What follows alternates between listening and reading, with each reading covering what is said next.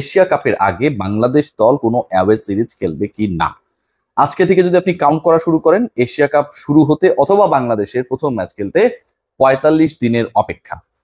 কেউ যদি একটু সিরিয়াসলি চিন্তা করে দেখেন যে পাকিস্তানের বিপক্ষে যে বাংলাদেশ অসাধারণ খেলেছে, টি-20 সিরিজের প্রথম দুটো ম্যাচে জয় পেয়েছে, এটার বেসিক রিজনটা কি? কারণ হিসেবে খুঁজে পাবেন শ্রীলঙ্কার বিপক্ষে back to back match win. ওই টেম্পোটা, ওই মোমেন্টামটা বাংলাদেশ অনুবাদ করেছে মিরপুরের শেরেবাংলা স্টেডিয়ামে এগেনস্ট পাকিস্তান। সো এই যে একটা টেম্পোর মধ্যে থাকা, ফ্লোর মধ্যে থাকা, মোমেন্টামের মধ্যে থাকা সেই দলটা যখন এখন থেকে প্রায় ১.৫ মাস পরে এশিয়া কাপের প্রথম ম্যাচ খেলতে নামবে অথবা এশিয়া কাপ খেলতে নামবে, এই মুহূর্তের ফ্লোটা কি থাকবে? এই মুহূর্তের মোমেন্টাম কি থাকবে? বাংলাদেশ দল এই মুহূর্তে যতটা এনার্জাইজড, সেই সিচুয়েশনটা কি থাকবে? Definitely not. খেলার মধ্যে বাংলাদেশ থাকবে না, এবং এই খেলার মধ্যে না থাকাটার মাঝখানের সময়টায় কোনো বাইলেটারাল অথবা ট্রাইনেশনস সিরিজ আয়োজন করা যায় কিনা এই আলোচনাটা চলছে। বাংলাদেশ ক্রিকেট বোর্ড প্রকাশ্যে স্বীকার না করলেও সেই কর্মকাণ্ডটা তারা চালিয়ে যাচ্ছে ইন্টারনালি। আলোচনা বা টপ লাইন যেটা নিয়ে আপনারা দেখেছেন যে বাংলাদেশ এশিয়া কাপের স্কোয়াড নিয়ে মোটামুটি একটা ভাবনা শুরু করেছে, এবং সেই স্কোয়াডে বাংলাদেশ দলে ইন্টারেস্টিংলি এই যে ব্যাকআপ ওপেনার অথবা ৪ জন ওপেনার ক্যারি করার যে প্রবণতা, সেটা থেকে টিম ম্যানেজমেন্ট অবশেষে সরে আসতে চায়।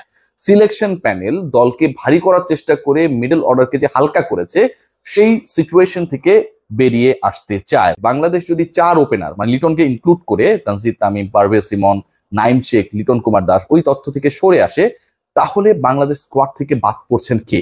That is the most significant question, এবং সেই প্রশ্নের উত্তরটা খুব সহজ, কিন্তু যদিও এটা এখন পর্যন্ত সর্বসম্মতিক্রমে ডিসাইডেড না, সেটা হচ্ছে নাইম শেখের বাদ পড়া মোটামুটি কনফার্ম।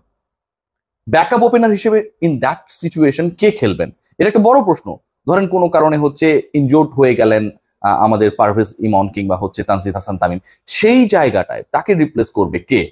এই মুহূর্তে যারা বোদ্ধা রয়েছেন, যারা টেকনিক্যাল ইস্যুসে ডিসিশনস মেক করছেন, যারা নাইম অথবা ৪ জন ওপেনার খেলানো নিয়ে বিরক্ত, বাংলাদেশ দলের মিডল অর্ডারকে ফোকলা দেখেছেন, তাদের মতামত হচ্ছে লিটন কুমার দাস হোয়াই নট। ৩ থেকে ৪-এ প্রমোটর, ৩ থেকে 1 বা 2-তে যদি তিনি চলে যান, তিনি যদি ওপেনিং ব্যাটিং করেন, in that particular case Bangladesh দলকে খুব খারাপ করবে। অলমোস্ট ওপেনেই নামতে হয় যে নাম্বার 3-তে খেলে।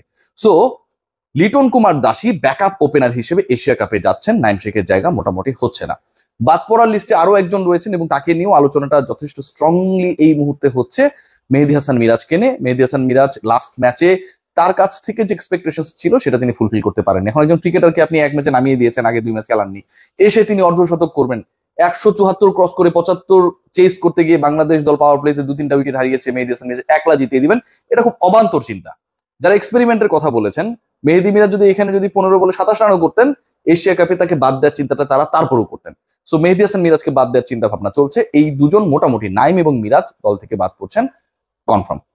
কারা ঢুকছেন, কাদের নিয়ে ঢোকানোর আলোচনা, সেই আলোচনায় সবচেয়ে আলোচিত নাম এই মুহূর্তে আমরা সবাই জানি, নুরুল হাসান সোহান। ঘরোয়া ক্রিকেটে ভালো করেছেন, বিপিএল এ ভালো করেছেন, দলকে ফাইনালে তুলেছেন গ্লোবাল সুপার লিগে, সেখানটায় গায়ানার উইকেটে খুব বেশি করার কিছু ছিল না, তারপরও যতটুকু সম্ভব করেছেন। নুরুল হাসান সোহান সবাই সুযোগ পায়, ঘরোয়া ক্রিকেটে পারফর্ম করে, তিনি সব ফরম্যাটে ভালো করার পরে সুযোগ পান না। নুরুল হাসান সোহান যদি দলে ঢুকে যান, একটা টেকনিক্যাল ইস্যুস নিয়ে এই মুহূর্তে আলোচনাটা চরমে, সেটা হচ্ছে টিমে হয়ে যাবেন 3 উইকেট কিপার, লিটন কুমার দাস, নুরুল হাসান সোহান এবং Zakir Ali Anik. So in that particular case Nurul Hasan Sohan is going to be the wicket keeping option.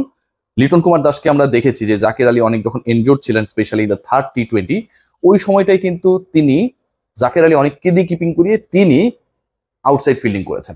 So Zakir এবং আমাদের লিটন কুমার দাস ক্যাপ্টেন, তারা হয়তো এই জায়গাটা স্যাক্রিফাইস করবেন to Nurul Hasan Sohan, as he is the best wicket keeper of Bangladesh.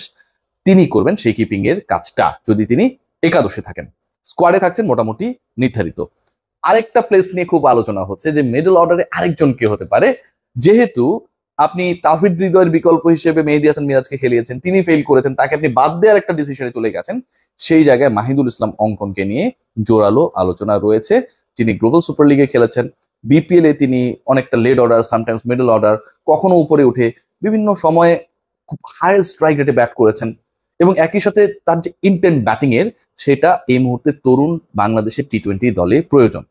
So Mahidul ইসলাম অঙ্কল এবং নুরুল হাসান সোহান, যারা রংপুর রাইডার্স এর হয়ে গ্লোবাল সুপার লিগে খেলেছেন, এই দুজন এশিয়া কাপে বাংলাদেশের অংশ হতে যাচ্ছেন, এটা মোটামুটি 90% ডান। বাংলাদেশ দল সেক্ষেত্রে তাদের যে স্পিনিং অপশনস যারা রয়েছেন, খুব বেশি পরিবর্তন আনবে না। 3 জন স্পিনার তাদের স্লটটা ফাইনাল করে ফেলেছেন। নাসুম আহমেদ এশিয়া কাপে থাকবেন, এটা নিয়ে কোনো ধরনের আলোচনা, ডাউট, বিতর্কের সুযোগ নেই। রিশাদ হোসেনকে আপনি রাখবেনই, এবং শাক মাহাদি। তো এই 3 জন থাকছেন, একজন অফ স্পিনার, একজন লেগ স্পিনার, একজন বাঁহাতি অর্থোডক্স নাসুম আহমেদ যিনি, এবং এর সাথে শামীম পাটোয়ারি যিনি স্কোয়াডে থাকবেন, 11-এও খেলবেন হোপফুলি, তার অফ স্পিনটাও আমরা কাজে লাগাতে পারবো। সো স্পিনিং অপশন নিয়ে কোনো প্রশ্ন নেই।